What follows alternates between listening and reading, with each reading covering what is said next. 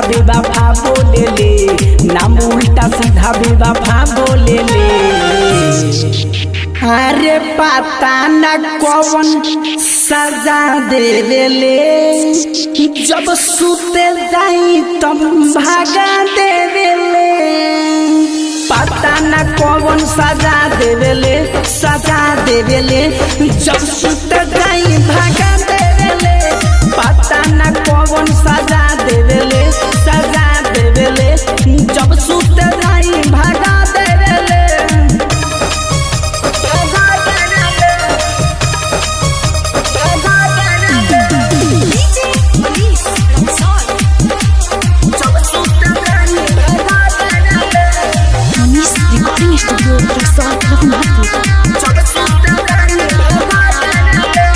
अखिया से अखिया मिलावस, हमरा के उगरियावस, बोराऊ भुइया बिछा के हमरा के ऊपर लेटावस, हमरा के ऊपर लेटावस।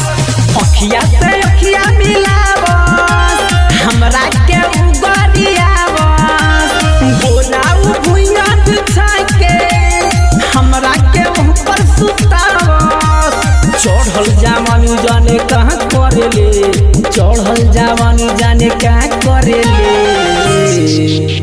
अरे पता न कौन सजा देवे ले, जब सुते जाई तब भागा देवे ले। पता न कौन सजा देवे ले, सजा देवे ले, जब सुते जाई भागा देवे ले। पता न कौन सजा देवे ले, सजा देवे ले, जब सुते जाई भागा देवे ले। भागा देवे ले, भागा देवे ले। डीजे पुलिस रंगसौर, जब सुते जाई भागा देवे ले। जब सुते जाई भागा देवे ले। राहुल राजा हवन बेदरदी, तारा दिने कहेले बेसरमी, गमले के बिना से साखी हम सहतानी दुखवाया दरदी, हम सहतानी दुखवाया दरदी। राहुल राजा हवन बेदरदी, सारा दिने कहेले बेसरमी, गमले के बिना से साखी हम सहतानी दुखवाया दरदी।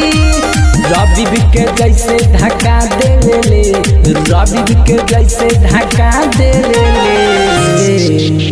अरे पता न कौन सजा देवे ले, जब सुते जाई तब भागा देवे ले। पता न कौन सजा देवे ले, सजा देवे ले, जब सुते जाई भागा देवे ले।